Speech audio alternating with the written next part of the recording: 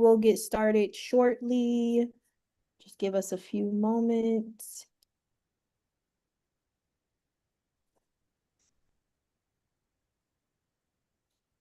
Okay, we'll get started.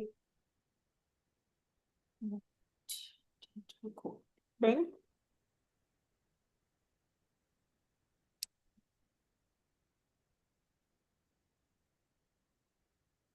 Hi, everyone. Thank you again for joining us for Research Bites. My name is Marilyn Willis, and I'm the Assistant Director at the Center for the Study of Race, Politics, and Culture, also known as CSRPC.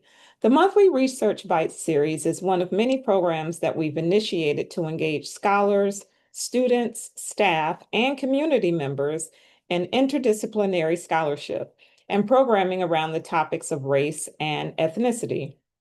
Our goal for this series is to connect staff from across the university with faculty affiliates of the center who study, teach, and write about race and ethnicity. We wanted to create an informal and interactive space where staff can learn firsthand about some of the exciting research happening on campus and to provide an opportunity for faculty and staff to network with hopes that we would find some shared interests and possibilities for future collaborations. You can subscribe to our Research Bites at CSRPC listservs, and this information will be put into the chat throughout the Research Bites. So you'll be notified for future conversations. Today, we are joined by our very special guest, Neubauer Family Assistant Professor in Latin American Literature, Danielle Roper. Danielle is an assistant professor in the Department of Romance Languages and Literatures. She holds a PhD in Spanish and Portuguese and an MA in Performance Studies from New York University. Her work on racial and queer performance, feminist activism, and racial formation in contemporary Latin America and the Caribbean has appeared in GLQ, Latin American Research Review, and Small Axe. Her first book, Hemispheric Blackface, Impersonation and Nationalist Fictions in the Americas, was written with the support of the Neubauer Family Assistant Fellowship and is with Duke University Press. Please give a wonderful and warm welcome to our faculty member, Danielle Roper. Hi everyone. Thanks for that virtual applause. Really delighted to be here and to just share a bit about who I am, how I came to my work. Today is gonna be more of a kind of discussion about, a personal journey, my personal journey to my research. And so let me just pull this up here. Um, this is just kind of giving you some background on how this all started. So I actually was born in Philly, even though everybody assumes I'm born in Jamaica. I was actually born in Philly when my father was in graduate school, and when he finished grad school, he moved to Jamaica, and I was 2 years old. So I grew up in Jamaica, and my mother is a Spanish teacher or was a Spanish teacher. She's retired now. And my father was like a public intellectual. He had a radio show, a talk show that people in the public would call into for about 25 years in Jamaica. So he's very well known for his radio show. And he also did a lot of kind of like he was a theologian. He wrote a lot about liberation theology. He had a church in one of the inner city communities in downtown Kingston. But he was also like advisor to the prime minister on questions of youth and development. So I grew up in a kind of like I grew up in a very intellectual household, but straddling kind of engaging both really working class inner city communities and political leadership on the island. My mother, because she was a Spanish teacher, basically insisted that all of us as her children learn to speak Spanish. And so as a child, because she was a high school teacher and high school kids would go to Latin American countries on school trips, she would just take us to Latin American countries. And so here I am. These are my little, this is me and my baby brother and my big sister. I'm currently in that picture trying to suck down on a mango. I and so as children, we spent a lot of our childhood going to and from countries in Latin America, Mexico, Cuba, and then when I hit my teens was actually when my mother sent me on a kind of deeper immersion course, but by then I had already started speaking some Spanish. And one of the things, I mean, I look back now with adult eyes, right? But one of the things was I recognize now looking back that when we would go to Mexico, for example, like, people would see me on the street and touch my hair and said, "Oh, la negrita, oh, a little black girl, oh, negra de Africa." And I realized that my first kind of experiences of racialization start in Latin America in those kind of childhood trips where you're clearly marked as a black person in what might be indigenous spaces or like, in spaces where people don't really look like you. I had, of course, very different experiences as a child going to Cuba, but it was, I think, in many ways, the starting point as a child, realizing what it means to be black and to be black in a kind of Latin American context. And that matters because when you're in Jamaica, which is a predominantly black country, you're not experiencing, your racialization in the same way. And I'm not saying that there's no racialization happening or that anti-blackness is not existent in Jamaica. That's not true. But, I was very much kind of like struck as a child about the fact that every time I would go to a Latin American country, I would have to interface, or kind of figure out how it is that I'm being read as a child. So anyway, there I am. That's me and my baby brother in front of our house at home. I think I was probably about like 8 years old at this time in Jamaica. So anyway, I after kind of doing a lot of like teens, doing immersion. I lived in Panama as a teenager, like living in different parts of Latin America. I went to the US for college because my parents were like, oh, you know what? You have access to FAFSA because you actually were born in the US, so you can get all of this aid and you don't have to navigate the immigration stuff. So you should definitely go. So I went, I mean, my sister, she did college in Jamaica because she's not a US citizen. So I went to the US and started kind of really deepening some of the thinking I had around my experiences of Latin America. So I became like a Spanish major. I think at the time the program was called Hispanic Studies. I went to college in upstate New York. And also, one of the things that I did in college, which I was doing throughout high school, I was writing a lot of plays, writing a lot of comedies. When I was in college, I wrote this play about, it was a comedy about being black on campus. We called it Minority Report. And I think a kind of combination of interest in what is long-standing kind of interest in theater and performance, Latin America, race. By the time I think I finished college, my interests all kind of merged into one. No, I don't want to say like one culminating event, but kind of in the sense that I applied for this thing that's called the Thomas J. Watson Fellowship. I don't know if folks have heard of it. The Watson Fellowship is it's kind of like a Fulbright. I think if that might be the easiest way to say what it is.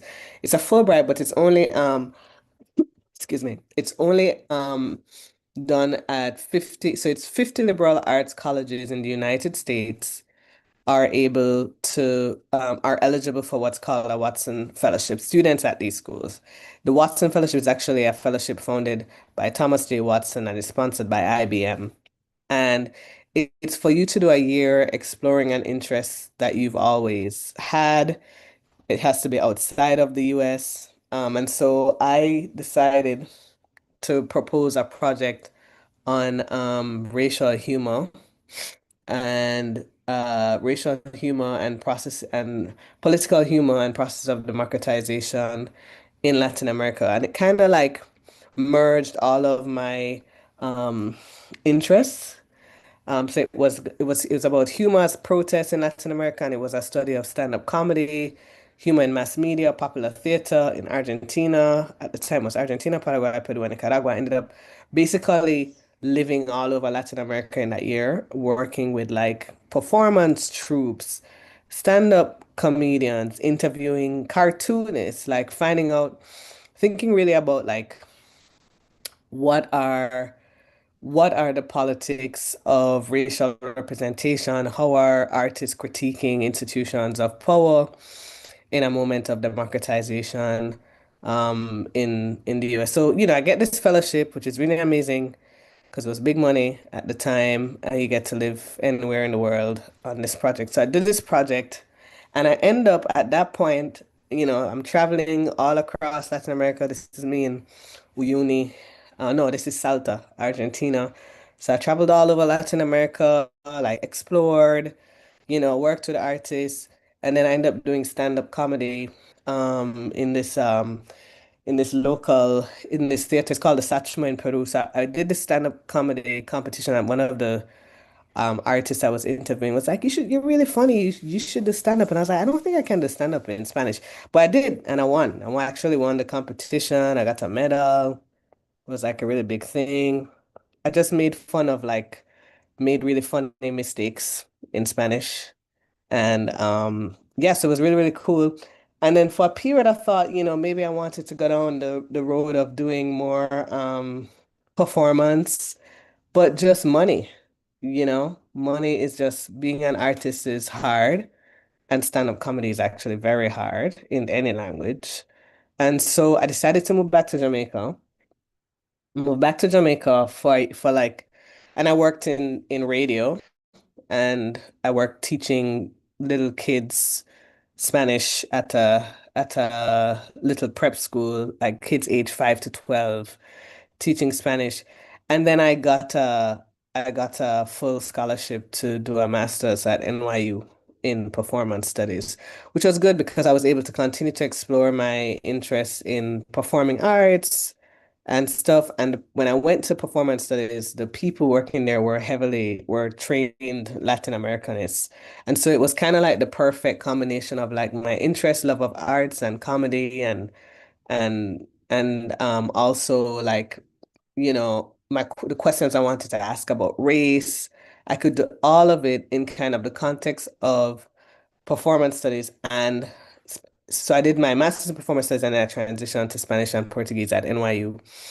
And so I did that during the time that I was um working working on um you know working on my dissertation. So at the time when I went to NYU, I was kind of thinking, I wanted to think about race performance in Latin America, but I didn't kind of have a niche, like I didn't kind of figure out, okay, what's your big kind of research project? What are you going to study?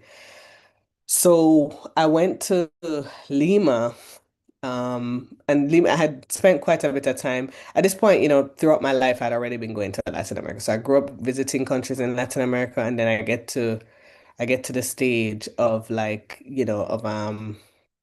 of my dissertation, and I decide during the dissertation writing process to move back to, the countries in Latin America that I had visited or had not gotten the chance to visit. So I went to this fiesta, this like carnival, and I was actually going there because at that point I wanted to study like queer drag performance. I was thinking about travestismo, cross-dressing at fiestas, and I get there, and out comes this performance troupe of these like indigenous people, mostly indigenous, some not, with like totally in blackface eating watermelons, just out there on the stage, like eating watermelons, have chains on them, saying that they're slaves. And I was just like, what the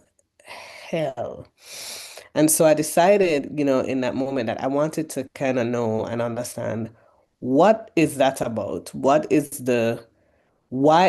are they doing? Why are they doing this? What's the history of this? And so I started talking to some of the performers, and I realized the more I talked to people about it that there wasn't, I wouldn't say that there wasn't, I don't want to say that there wasn't any critical awareness of it because that's not true. And in fact, the deeper into the research I got, the more I found that, Black people had actually been critiquing some of these representations, but I couldn't find a kind of language to talk about it. And so I decided that I wanted to pivot my project, to think about performances of race in Latin America. Like, how do people perform race or portray Blackness, And so it started off as, analyzing this performance in Peru, which I've now written about and published about. And it became the kind of first chapter of the book. And so going to Peru, I started really learning about like what is race? How do you think about race in Latin America? What are Black people in Latin America saying about Blackness, And so I went to Peru, and then it turned out that the performance I was studying, actually the dance I was studying at that carnival was actually from Bolivia. So then I ended up going to Bolivia as well to kind of like learn. And when I got to Bolivia, I found out that like Bolivia's version of the NAACP had done a major organizing against the portrayal of Black people in this specific dance, and that they had actually had legislation passed banning people from portraying Black people in this way. Like, so I realized that there was actually a whole set of conversations that were already happening in the Andes about these representations, because the argument that people would make is that, oh, it's our tradition, this is an indigenous tradition. And because in this context we're not talking about white people, we're actually talking about indigenous or mixed race people doing these portrayals. um the conversation had to be very nuanced about how we think about anti-Blackness, right? And what it means when you think about indigenous people enacting anti-Blackness in certain ways. Um, so this led to a kind of very um deep on my end, like deep interest in thinking through race, humor, performance in Latin America. And I think so I started doing that, and then because I had lived all over Latin America at this point in my life, I went to other countries. I was curious, what does blackface look like in other countries, right? Like what? So I ended up spending time in Colombia and working with a Black woman who uses blackface in her work, or used to use blackface in her work. Lilian Angula, I actually invited her to the Race Center many years ago, and she did an exhibit here on campus, and so I wrote about her. Then I started thinking about, what other kind of spaces do blackface appears, and I found that within the context of the US in Miami, there's actually a lot of blackface happening, a lot of Cubans doing blackface. And then I wrote about, blackface in Cuba. And then when I went one time I went back home to Jamaica, and a friend of mine who knew I was working on blackface was like, "Do you know about this artist here in Jamaica who's using blackface?" And I was like, "What?" Because that's not a thing in Jamaica. And so I found this Black woman artist in Jamaica who's using blackface. So I ended up in each of the countries, I ended up actually writing about um blackface performance. And as the project developed, I realized that the project blackface is not something that's somehow specific to the US, right? This is not a US phenomenon. It's very common across Latin America and the Caribbean. And so I returned to, NYU. I finished my PhD. And then I write this dissertation, and the term that came up as I was doing a free write about all of the kind of blackface performances I'm seeing in these different countries is hemispheric blackface, because I'm thinking about blackface in the hemispheric Americas, right? So it's thinking about blackface not as something that's somehow unique or specific to the US blackface minstrel tradition, but rather something that is really widespread, very common in Latin America. And that's actually doing like a kind of work, because in all of these countries, everybody's like, we don't have a race problem. That's a US issue. Everybody here is mixed race. I have a Black grandma. We're fine. Right. So one of the things I needed to do in the book was to really think critically about how does blackface work in these spaces where everybody is mixed race, right? So I came to the research. The research in many ways is, oh yeah, and then of course the book comes out last year. I'm very happy about it after. This is like the journey is one of like a journey that is um coming out of like childhood interests, childhood experiences of being a black person, visiting a black child visiting Latin America as a child, and then writing comedies in my teens, and then, slowly returning to Latin America and encountering portrayals of blackness. So the book is a combination of all of these kind of, very broad um like threads, different threads of interest in my life. And so voila, this is how I end up teaching, working in Latin America and thinking about race and performance in Latin America. So yeah, that's my little research bite. Let's see if I have any questions or interlocutors or what people think.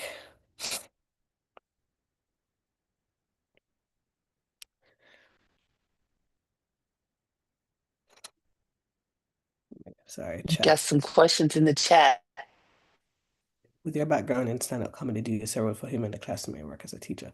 Yeah, I had to work on not cracking too many jokes in class. I had the opposite problem of being in class and cracking too many jokes. But I think that humor is very important for connecting with your students, and I think humor is important as a pedagogical tool, especially when you're talking about what can sometimes be very difficult projects, different kind of difficult when you're just depending on what you're discussing, if you're talking about violence against black bodies, if you're talking about um, racism, you're talking about marginalization. Um, you know, humor is useful pedagogically. And then humor is also a place, and I say this a lot in my book, that humor is a place where ideas about race are so easily circulated and consumed because humor is always thought of as innocent, right? So one of the things I write about in my book is how do you deal with the problem of racial innocence when we're talking about jokes, right? So humor is doing a kind of like a pedagogical work on, so you learn about race through humor. So you learn about black people through the caricatures of blackness that you see on TV, through the cartoons, through the little jokes about black people. Like in the introduction of my book, I talk about some of the jokes that, black people can't think, black people can only think until midday. That's a joke in Peru, a very common one. Um, or there's another term, negro, negra tenía que ser, or it had to be a black person whenever anything bad happens, right? So teaching students to think critically about what are some of the ideas about blackness that you get through just common jokes, like through a kind of daily. I'm thinking about humor as kind of quotidian markers that teach us how to think about people who are different from us, right? And so I think I would say that humor is crucial in the classroom to me as a pedagogue when I'm teaching students. But in the context of the research, humor is also very important. Um, what I try to do in the book is to really push to think about humor as something that teaches all of us, as a quotidian way of learning about each other, right? And that how you respond to a joke, it's almost like humor is kind of, I talk about it like in the book as almost like call and response, you know what I mean? So I tell a joke, it's like me calling upon you to now affirm this joke or this idea through the laughter, right? And so this is how, you know, when you don't laugh at a joke or when you push back on a joke, when you're kind of the killjoy, this is how you reject the kind of call and response that you're actually called upon to do. And so yeah, humor I would say is really crucial, to thinking, to getting my message across to students, but to also getting students to think critically about what are some of the common things that they learn about, race in their daily life and how do they push back on it. Your career span stand-up comedy, radio, academia, how did those experiences shape the way you think about performance and storytelling today? So I would say, one is stand up is really, really, really hard. If I whenever I go to a show with folks, friends, to stand-up comedy, I laugh the loudest in the room, even when the jokes are not funny, because I know what it's like to be up there on a stage and have total radio silence. You have to be solid, you have to have a broad back, and you can't have a sensitive ego if you do stand-up comedy. But one of the things about stand-up comedy is that you're forced to tell a story, right? And then you're forced. It's like one of these things when you do a stand-up comedy routine, you're telling a story. You come in with your punchlines, you come in with your jokes, but then you recognize as you're working with an audience, some audiences might find some kinds of joke funnier than others, and you have to shift according to what your audience is responding to. So improvisation is actually really crucial and really important to stand-up comedy, and it shapes how you tell a story, how you shift and rethink a story on your feet, So that's been really crucial to being able to tell a story in ways that can respond to different types of audiences because people have different types of humor is actually I think, really important. Working radio is also really important. One, because of the ways in which my work is now very much, or I do a lot of work over the years. I've tried to do a lot of work that's oriented toward being on TV, being on radio. I find that working in radio in the past has helped me, one, be able to speak more kind of openly in sound bites, because you really, as researchers and as academics, we spend so much time giving the detail and the historical context and speaking up here when you're doing radio and TV, you really have to know how to speak as if you're on Twitter for a big audience to capture your ideas. So radio helped me, and when I worked in radio, I was working as a producer. Radio really helped me learn and master how to be as succinct as possible in a story that you're telling and to be as clear and accessible to an audience. Like really, really figuring that part out. It's a skill that's very hard, and I feel like the combination of working in radio, doing stand up, I think those two things have really helped me, in the sense that helped me understand how to connect with different audiences, how to how to talk in ways and not to forget that you're talking to different, talking to audiences who might not grasp what you're saying if you speak in your kind of high academic registers, right? In other words, it's helped me not to alienate thinkers. Sometimes I'm not so good at it, depending on what we're talking about. But recently, like I just did a thing I was on Fox this weekend talking about Bad Money, and I really realized, like, all right, to have this conversation, like, this cannot be a heavy intellectual thing, you know? Go ahead, Tracy. I see your hand up. I absolutely want to hear about the Bad Bunny conversation on Fox. But first, before that, I want to go back to blackface because it's just always fascinating to me. And I'm wondering, for those of us who haven't had a chance to read the book yet, can you give us in a nutshell, kind of like how blackface traveled or emerged, like throughout history? Like, is it appear at different times in different locations in Latin America? What is its Mhm. connection to, US blackface, its connection to histories of slavery and colonialism, like in a nutshell? Mhm. Mm.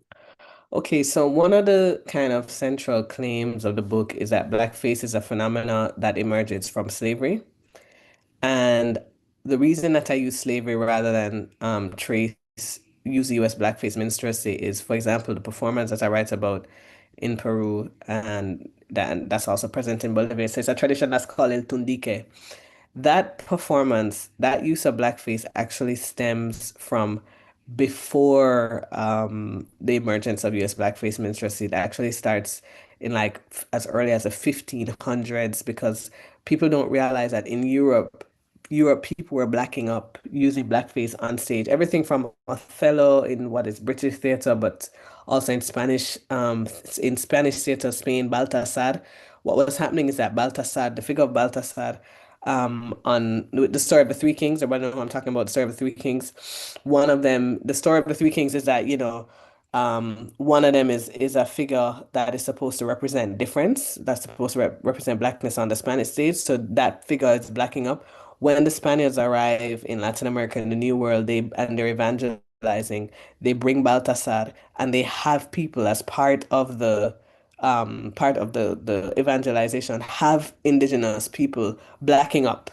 So this is coming in before US minstrelsy, and it's part of actually a history of slavery. So one of the things I do first and foremost is to say there's a deeper history here. And then I say, now, is there cross fertilization? Did US minstrels come to Latin America? Yes, they did. Some of the figures that you're seeing on stage are certainly inflected by US minstrel archetypes, but to tell a story that centers it as being as okay, US minstrels theorize and then everybody kind of takes from the archetypes wouldn't be historically accurate because they're doing this before minstrels get there. And so what I do in the book is I give a kind of like I say two things. I say, the fascination with blackness. And I talk about it as fascination because if you have a conversation with any of the performers who are blacking up, this is the case in Miami. I mean, and so Miami, the figure I write about in Miami, is actually this blackface figure comes to the fore, comes on stage comes like is invented as soon as Barack Obama is elected. So he's invented as Obama's right-hand man when Obama is elected. And I talk about that as Cuban Americans dealing with kind of the rise of the US first black president, what it means. So this blackface character is invented as a liaison between Obama and Latinos. But what it's really doing is helping them mediate their anxieties about the rise of the first black president of the United States, right? Now, in that chapter, one of the things I had to do thinking historically is write about the fact that, so similar, just like I was saying that the Spanish colonizers go to like Peru and Bolivia. Spanish colonizers do a similar thing in Cuba, and the tradition of teatro bufo, which is Cuba's version of blackface, which is as popular as US blackface minstrelsy, invented, I would say kind of it's been invented before US blackface minstrelsy as well, that's true. But there's a lot of cross-fertilization that happens. So Teatro Bufo actually comes to the United States, and I have to trace that in Miami. There's a history of Teatro Bufo. The blackface performances on stage that you would see in Miami were not, and this is coming from studies of US blackface minstrelsy, was not regular blackface minstrelsy with like sambos and, all of the kind of figures that you think of blackface minstrels. They were actually the figures of the Teatro Bufo stage, El Negrito, what was it, La Mulata, like these different kind of the archetypes of Teatro Bufo had been on Miami stage for a very, very long time. So by the time Obama rises to power and the show in Miami is doing blackface, there's already a deep history that's not very much tied to US blackface minstrel archetypes. It's in fact tied to what are the kind of archetypes on the island, right? So the history, to think about the book does a kind of like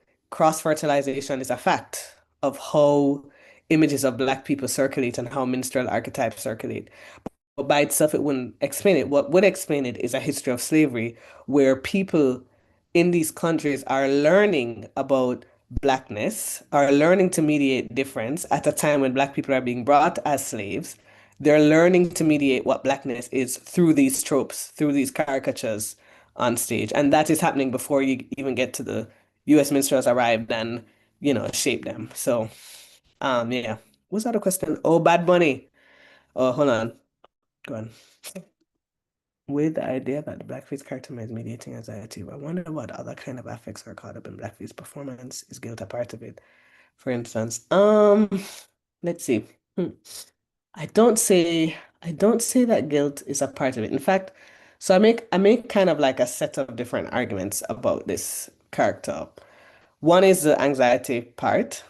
The other thing is the division between the diaspora in Cuba, in the kind of Cuban American community. So what's happening by the time Obama rises to power is there's a shift.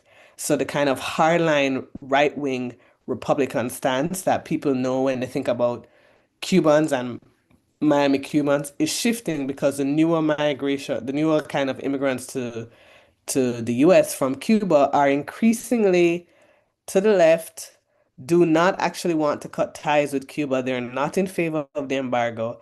And so this blackface character on stage is, I talk about him as being a space in which these different factions of the Cuban diaspora are projecting a sense of kind of memories of home because of course his blackface character is kind of conjuring all of these feelings about home and desire for home and represents a kind of familiar thing that they would see on TV in Cuba. So I talk about it as mediating that kind of the tensions between the diaspora, the generational shifts, the political shifts that are internal. So I talk about it that way.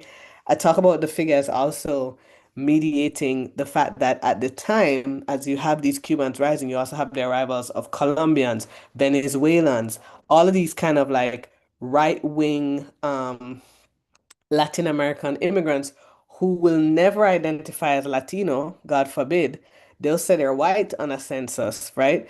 And so what this figure is doing is actually enabling them to distance themselves from US ideas of race, to understand themselves as white. We're not that black character that's on stage, right? At a time when they're privileged in Latin America, but they get to Miami and they're kind of maybe not as privileged racially as they think, or they are, but you're a Latino now, which you don't want to be. You want to actually just remain and be white. So I talk about the character as being a space to which they can say we're not that thing, that black character on stage, because the blackface character is coded as Dominican, which is also, you don't want to be anything that's Afro-Caribbean, especially Dominican, because that's too close to Haiti.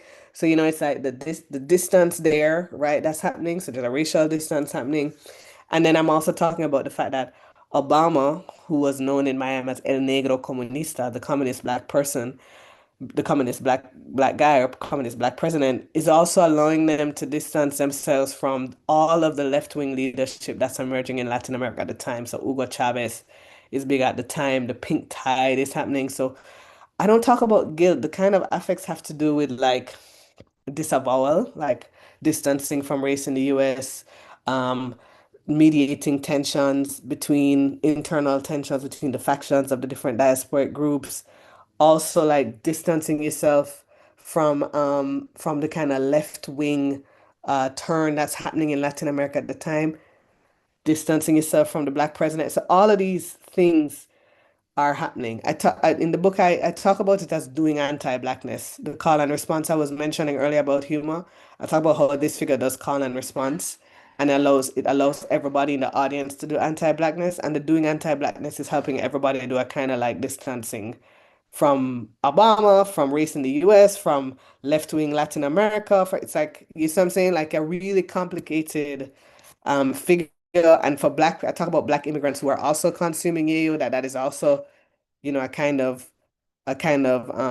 Shireen, a kind of distancing for them too. So it's yeah, it's a really complicated chapter if you have time to check it out. He's mediating a lot of things, right? Any other question? Hey, Eva, I didn't realize you're here. Hey, right there. Thank you so much. Briefly, how does racializing in the shop in December? No, no. My stand-up comedy days are done. Yeah, so a couple of things. I talk about this, I talk about this in there are like three different chapters where I'm thinking about racialized performances of gender. So one is the chapter about La Negrita, where I'm talking about black. Sure, William. It's on the library website, so you can access you don't have to even buy the book, you can download the chapter. It's chapter two. Um, so in chapter three, okay, the first chapter I talk about like the carnival. I talk about how it is that there's all this gender bending happening at the performance as well, and what the gender bending is doing. So on the one hand, my one of the things I write about is the figure of women dressing as men, as Tom, the figures of Machita in the dance. Ultimately, I'm saying that this kind of queering is working, queering up, having a woman portray a man in this performance is actually allowing them to reaffirm the subjugation of blackness. So I talk about that as a kind of a really problematic relationship that the queering of gender is doing in relationship to sustaining a relationship of racial power. But that's another thing.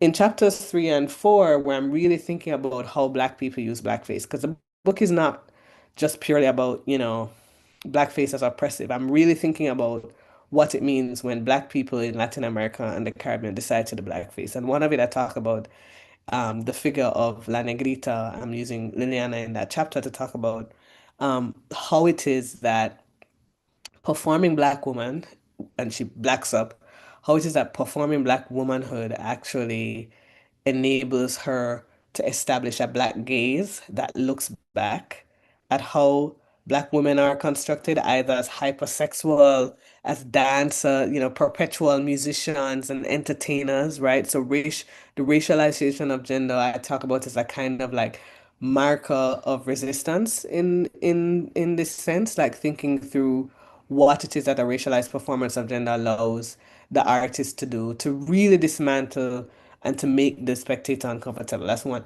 The second thing is in the last chapter of the book, which is where I write about the black woman in Jamaica. I talk very much about abject pleasures because it's kind of like it's the equivalent of the Chitlin circuit. The fact that she's doing this, it's a black audience, they love her, it's a hit. She's amazing, and she's doing all of these deeply, deeply, deeply problematic things in her performance of The Black Country Bumpkin Comes to Town. On the one hand, I say that she's oscillating. She's doing a little bit like the Liliana Angola thing, which I write about, where she's looking back by using blackface. But another thing is that she's totally pandering to these stereotypical constructs, right? And so the way in which she's pandering to a stereotypical construct, I talk about it as really challenging black respectability in Jamaica. Like middle class black people do not like this figure, right? And how do you, and it's a similar thing with the Chitlin circuit. Like middle class black Americans will be like, this is a failure to be a credit to the race, right? Like this is so it's a similar thing happening here.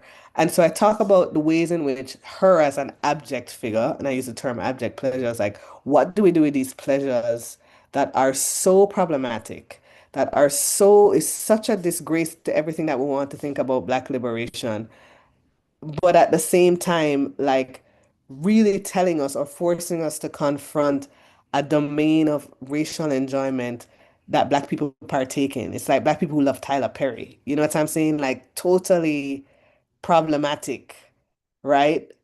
But at the same time, there's something about Black people refusing to kind of be or to accept any of the terms that are being like laid for them. That middle class Black people say that they need to follow, right? And so, in this sense, racialized performances of gender actually work to challenge how we understand the ludic.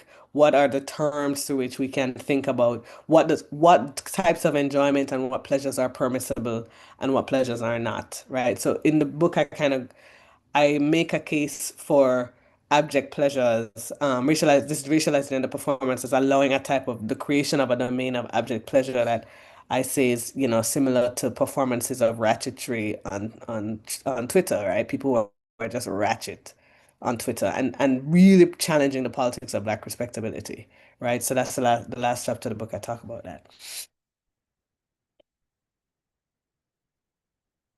Any questions?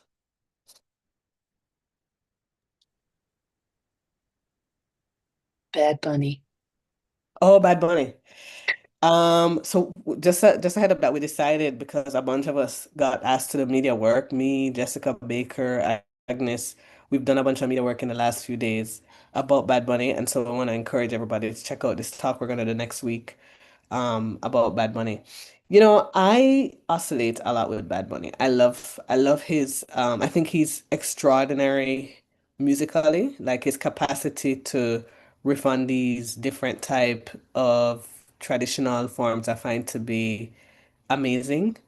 I also feel like the display of unity that he presented on the Super Bowl stage was great. I think I talk about him in my view as a colonial subject, because Puerto Rico is a colony of the United States. It's a colonial subject who in many ways is talking back to the US and who has for a very long time used his music to talk about the realities of living in a colony. So Apagon, that moment in the Super Bowl performance where he has all of these grid workers he's talking about that failed infrastructure, the abandonment by the US of, the country's infrastructure, the way in which the country is exploited. And then he starts that show with, the sugar cane. So he's taking it back to slavery, so he's doing all of these things that really force us to think about, um, the reality of colonial subjugation.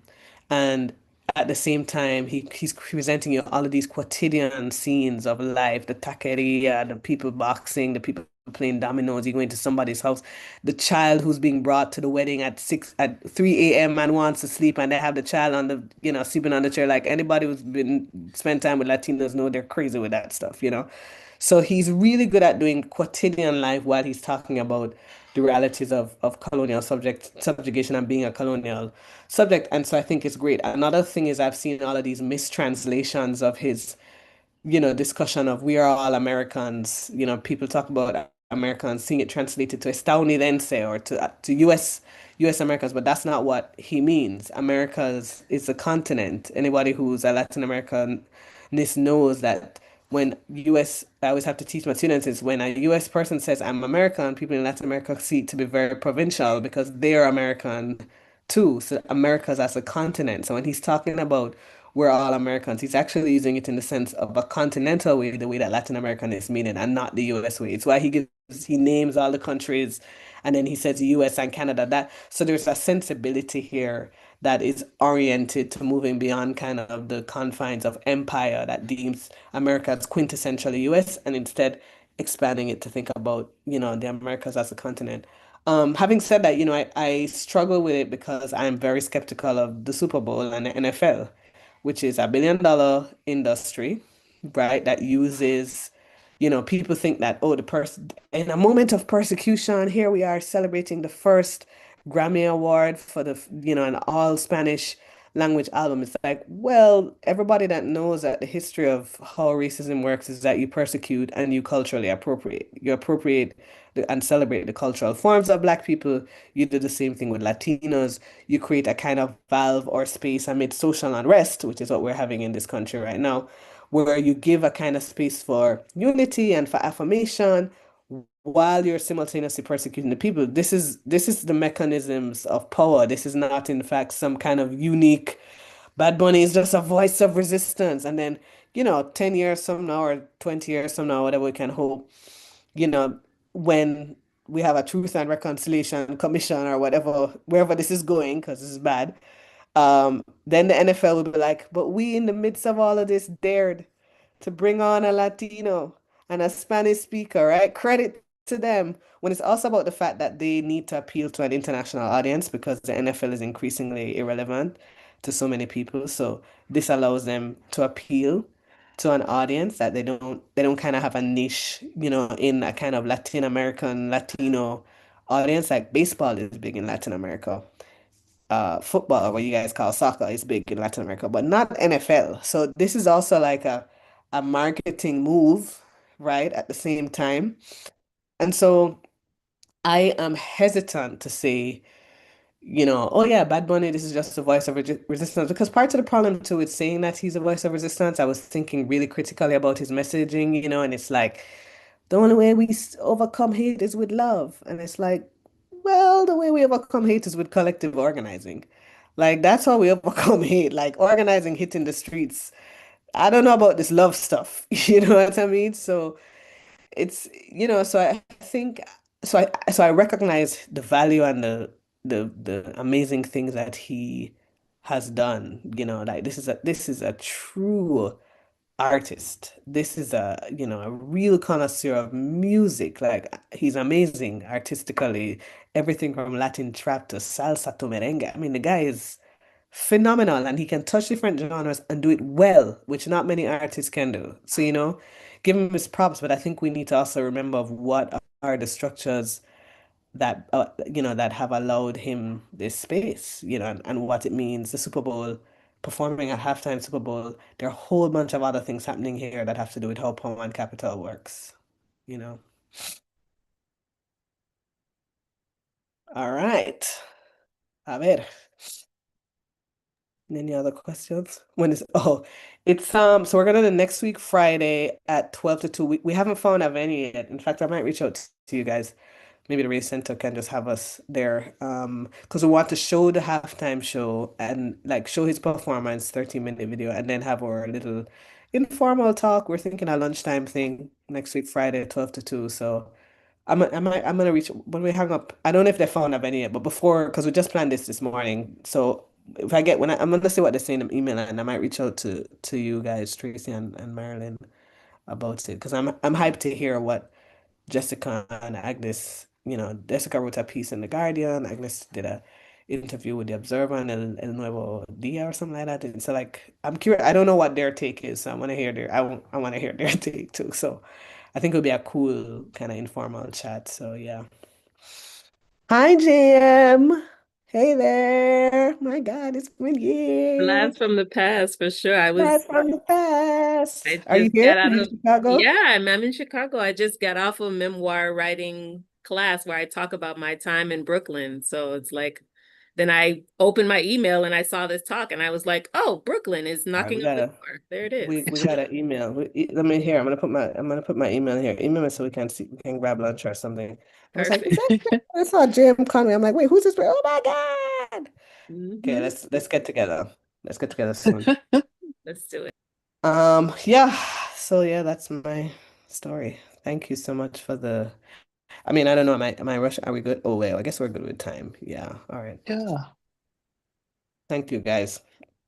It was nice to just talk. It was nice to just talk and not be giving a formal and my book.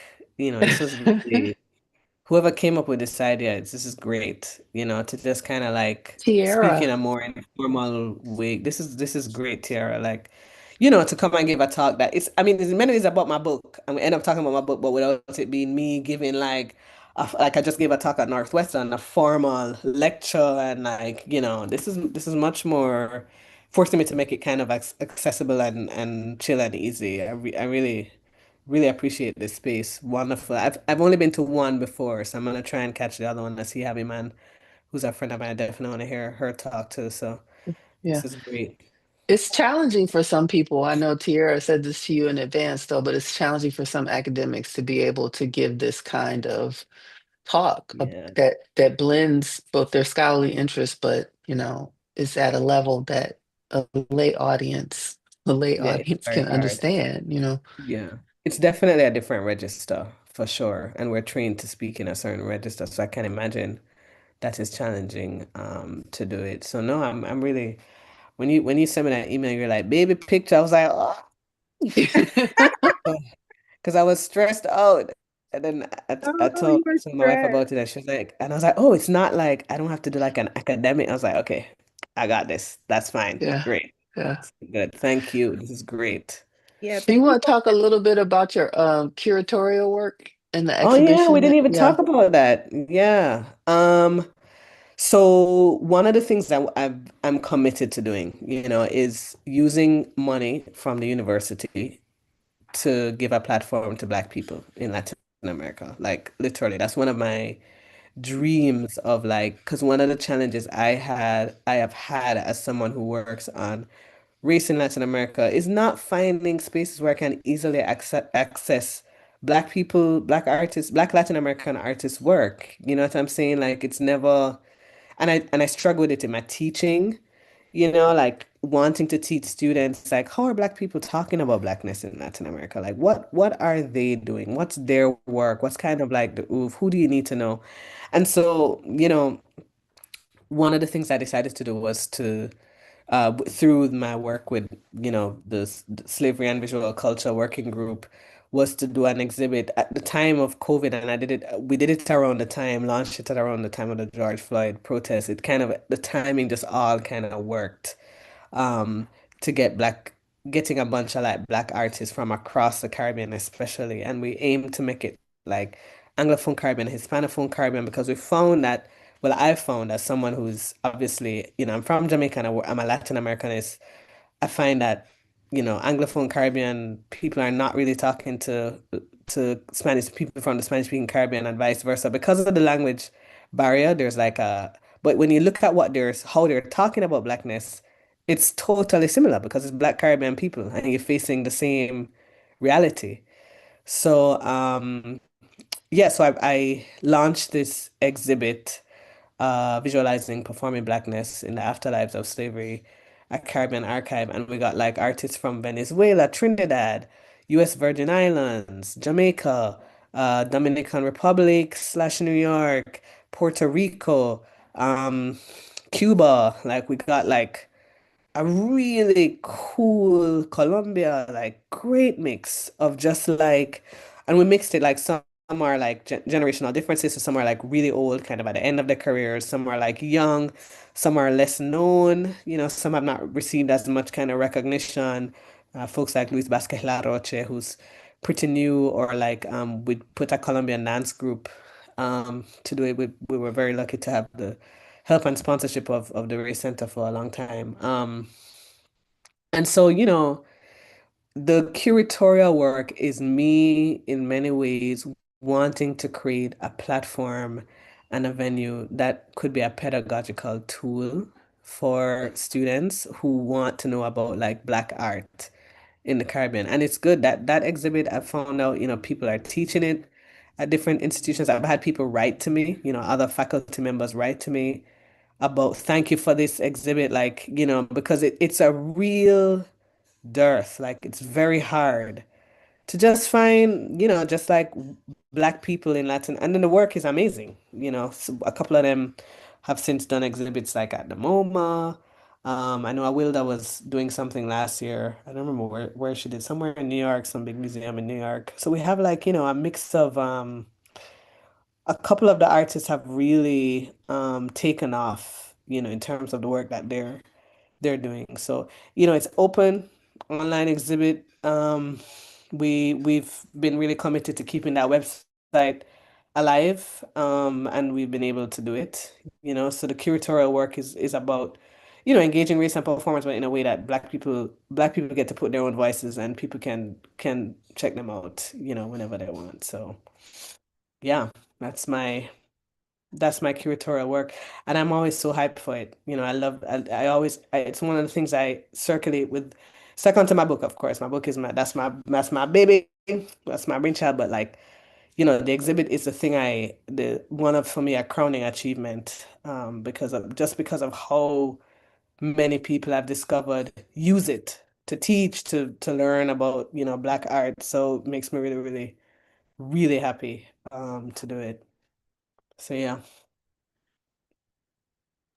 Great. Well, thank you so much for your talk today. We really enjoyed to hear about all the different parts of Danielle Roper. I had no clue. Yeah. So Live yeah, many lives. if anybody missed this and wants to see the replay, it will be on our YouTube. Otherwise, thank you guys and have a great day. Thank you. Bye, everyone. Take it easy. Jam, write to me.